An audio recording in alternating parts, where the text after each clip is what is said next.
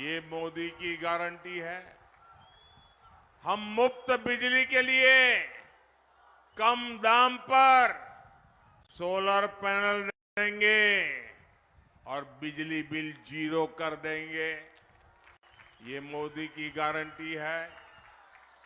BJP सरकार आने वाले पूरे 5 वर्ष मुफ्त राशन देती रहेगी ताकि गरीब के घर का चूल्हा जलता रहे। 70 वर्ष से अधिक हर बुजुर्ग को आयुष्मान भारत योजना के तहत मुफ्त इलाज मिलेगा। बंगाल में हमारी बेटियों का सामर्थ्य बढ़ाने के लिए उन्हें आईटी, शिक्षा, स्वास्थ्य, रिटेल और टूरिज्म जैसे सेक्टर्स की ट्रेनिंग दी जाएगी। मकान, पानी, बिजली, सिलेंडर जैसी सुविधाएं देश के हर गरीब तक पहुंचाई जाएगी। भाइयों और बहनों, इन सभी फैसलों से बंगाल के गरीब, दलित, आदिवासी और महिलाओं का कल्याण होगा। इसलिए जब से मोदी का एक गारंटी कार्ड आया है, टीएमसी के लोग डबल बौखलाए हुए हैं। इन्हें लगता है कि इतने दिनों से तो ये लोग मोदी की योजनाओं को बंगाल के लोगों तक पहुंचने से रोक रहे थे, गरीबों को पीएम आवास नहीं मिलने दे रहे थे, हर घर नल के जल, हर घर जल का जो मिशन है उसको गांव तक नहीं जाने दे रहे थे, केंद्र मनरेगा का पैसा भेजती थी, ये रोक कर बैठ जाते थे। अब इन्हें लग रहा है अब तो मोदी ने हर गरीब तक योजनाएं पहुंचाने की गारंटी दी है। अगर बंगाल के गरीब को मोदी के कामों का लाभ मिल जाएगा, गरीब आगे बढ़ जाएगा, तो टीएमसी की दुकान ही बंद हो जाएगी। और इसलिए ये लोग झूठ और अफवाह फैलाने पर उतर आए हैं। लेकिन मेरे बंगाल के लोगों को पता है, मोदी गारंटी होलो गारंटी पूर्ण होवार गारंटी। साथियों, हमारे बंगाल ने, बालूरघाट ने देश को कितना कुछ दिया है। यहाँ के आदिवासी समाज के त्याग और बलिदान का देश पर बड़ा कर्ज है। बांग्लादेश युद्ध में युवा चुरका मुर्मू के बलिदानों को कौन भूल सकता है। आज बीजेपी यहां आदिवासियों, दलितों के सम्मान के लिए लड़ रही है। ये बीजेपी सरकार ही है जिसने आदिवासी समाज के सम्मान में जनजातीय गौरव दिवस मनाने की शुरुआत की। हमारी सरकार ने बंगाल में आदिवासी बच्चों के लिए 8 नए एकलव्य आवासीय विद्यालय खोले हैं। और ये बीजेपी ही है जिसने द्रौपदी मुर्मू जी को देश को पहली महिला आदिवासी राष्ट्रपति बनाया है। दलितों के सम्मान के लिए भी बीजेपी बाबा साहब आम्बेडकर से जुड़े पंचतीर्थों का विकास कर रही है। लेकिन भाइयों बहनों, दूसरी ओर टीएमसी जैसी पार्टी है जो दलित, आदिवासी, महिलाओं को अपना बंधक बनाकर रखना चाहते हैं। इसी बालूरघाट में 3 आदिवासी महिलाओं ने बीजेपी को ज्वाइन किया था, तो टीएमसी के गुंडे वहां आ धमके थे। टीएमसी के लोगों ने उन महिलाओं को घुटनों के बल बैठाकर माफी मांगने को मजबूर किया। टीएमसी को लगता है कि दलित, आदिवासी, गरीब अपनी मर्जी से चलने के लिए आजाद नहीं है, लेकिन ये चुनाव इन्हें बताएगा कि बाबा साहब आंबेडकर के लोकतंत्र में दलित, वंचित, आदिवासी टीएमसी के गुलाम नहीं है और नहीं रहेंगे।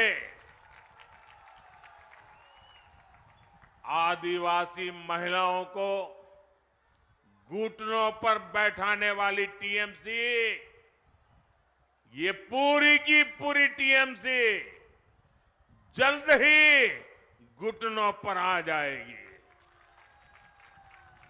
साथियों, लेफ्ट और टीएमसी की सरकारों ने बालूरघाट जैसे सीमावर्ती क्षेत्र, जहां दलित, आदिवासी ज्यादा है, उन्हें जानबूझकर विकास से वंचित रखा।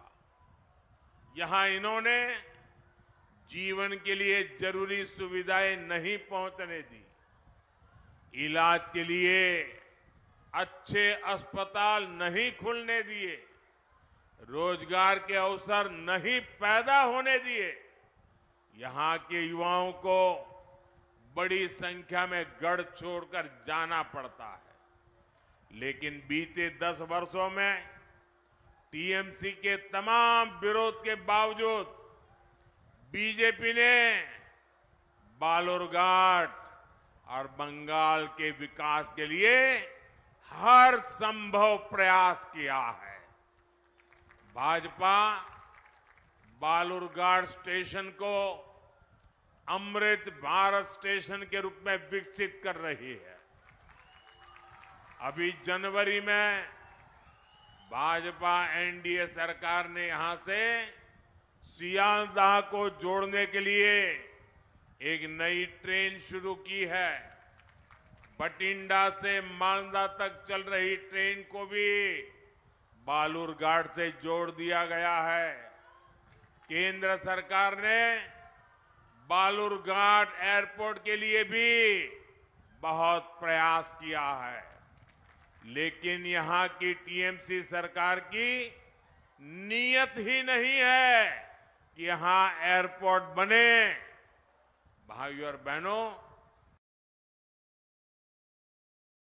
टीएमसी के लाख विरोध के बावजूद अगले 5 वर्षों में भाजपा सरकार बंगाल और बालूरघाट के विकास के लिए हर प्रयास करेगी।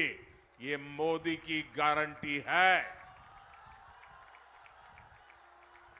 वंदे भारत जैसी आधुनिक ट्रेनों और अच्छे हाईवेज का लाभ इस पूरे क्षेत्र को मिलेगा, क्योंकि आपके सपने ही मेरा संकल्प है।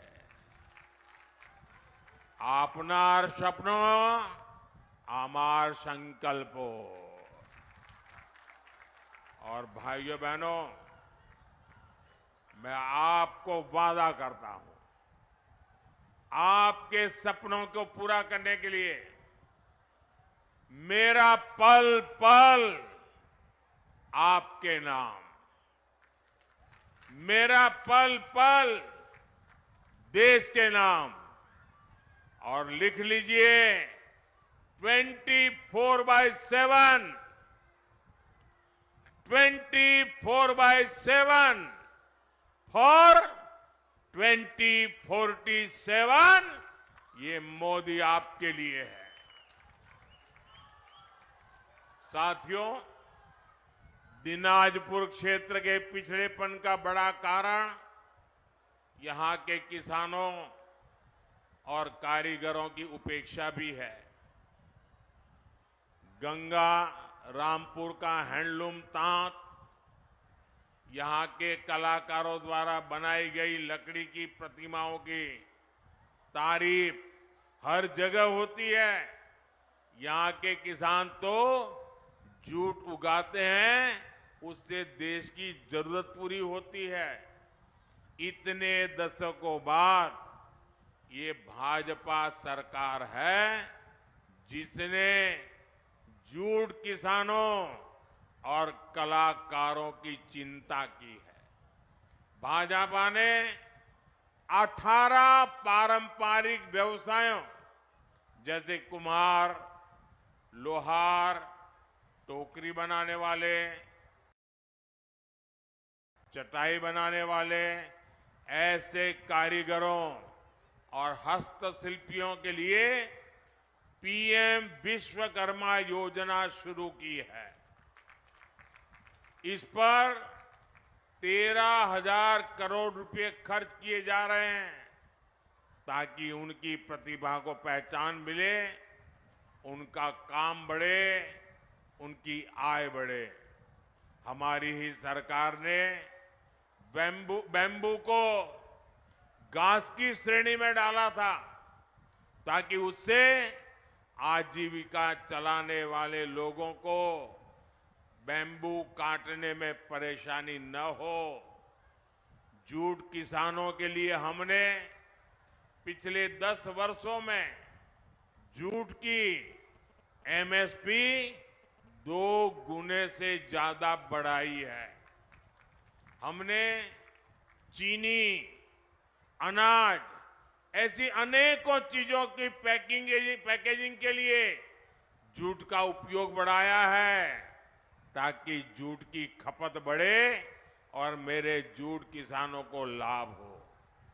जूट किसानों के लिए हमने जूट आई केयर योजना भी शुरू की है, जिसका लाभ बंगाल के 3 लाख से ज्यादा किसानों को मिल रहा है।